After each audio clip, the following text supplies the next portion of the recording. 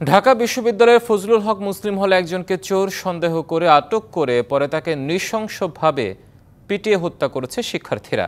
ঘটনায় অজ্ঞাতদের আসামি করে একটি মামলা করেছে বিশ্ববিদ্যালয় প্রশাসন। মানসিক ভারসাম্যহীন এই যুবককে ঢাকা বিশ্ববিদ্যালয়ের ফজলুল হক মুসলিম হলের ক্যান্টিনে ভাত খাওয়াচ্ছে শিক্ষার্থীরা। যদিও এর আগে কয়েক দফায় পেটানো হয় তাকে।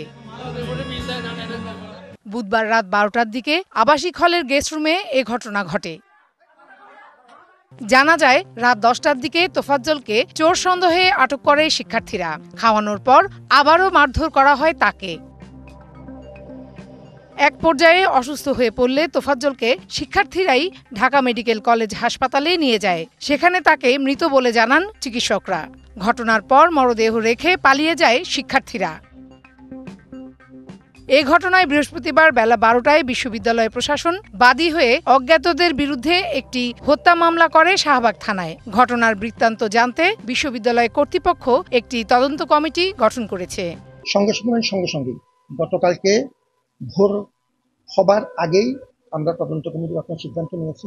তদন্ত কমিটি আজকে সকালে প্রথম সংস্কৃতির কাজ শুরু করেছে এবং তদন্ত কমিটি হল পর্যায়ে সাক্ষ্য গ্রহণ শুরু করেছে। তারা দ্রুততম সময়ে এটা দিবে। আমাদের যে তথ্য প্রমাণ আছে সেগুলো আমাদের কাজে লাগবে। Farhana Juthi, DBC news, Dhaka.